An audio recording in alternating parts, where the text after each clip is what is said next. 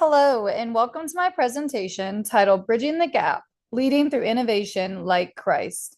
My name is Celeste Williams, and today we'll explore how educational leaders can guide schools through technology changes using Rogers' diffusion of innovation theory, all while modeling the leadership style of Jesus Christ. This presentation aligns research-based theory with biblical principles to help us lead systems with grace, wisdom, and effectiveness. When leading innovation in educational systems, it is important to understand that not everyone will respond to change the same way.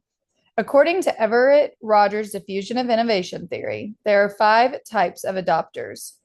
First, innovators are risk takers and the first to try new things. They're often the ones pushing for change before others see the need. Next, we have early adopters. These individuals are respected in the community and their opinions carry weight. They're quick to adopt new tools and often influence others. The early majorities are much more cautious. They wait to see proof that something works before they get on board, but they're open to innovation when presented with evidence. Then comes the late majority. They are often skeptical of change and usually join in only after most others have.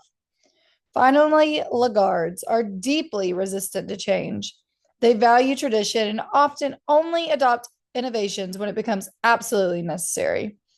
Understanding where people fall help us lead with patience and strategy, as Paul reminds us in Ephesians 4:2, to be completely humble and gentle, be patient, bearing with one another's in love.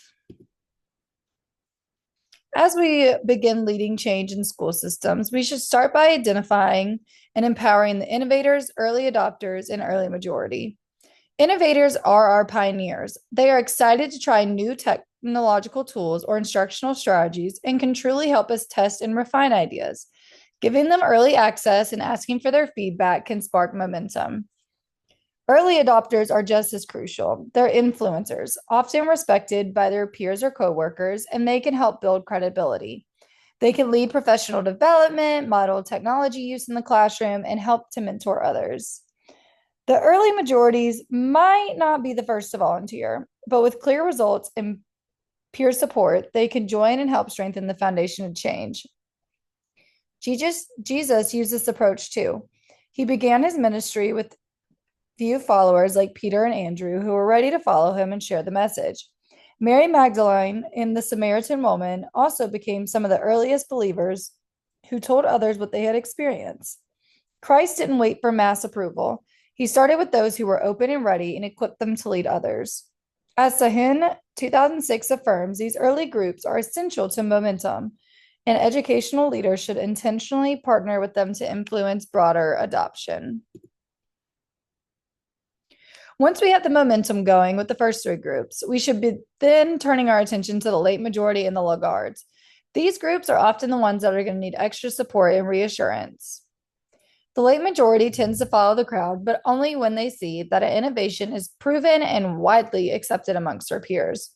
We can support them with clear data, peer testimonials, and hands-on coaching. They need to feel safe, not pressured.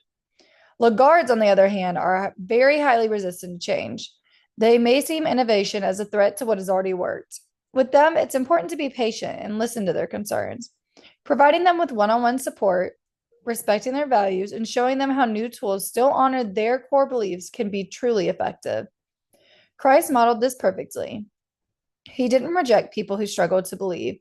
He engaged with them. Think of Thomas, who doubted Jesus' resurrection. Instead of shaming him, Jesus invited him to touch his wounds. Or Nicodemus, a Pharisee who questioned in secret. Christ answered him gently with truth.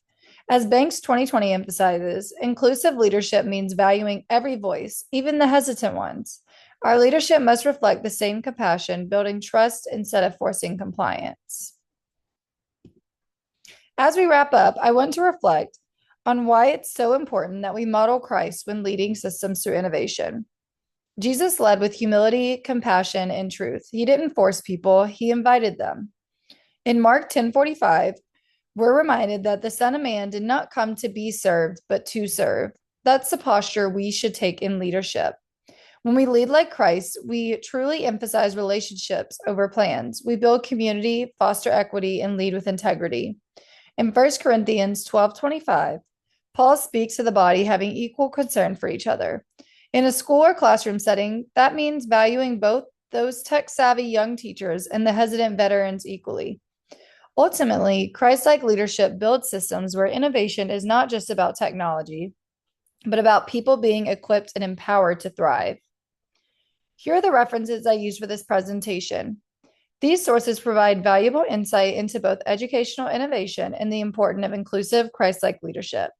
Thank you for watching, and I truly hope that this encourages you to lead change in your school with grace, clarity, and purpose.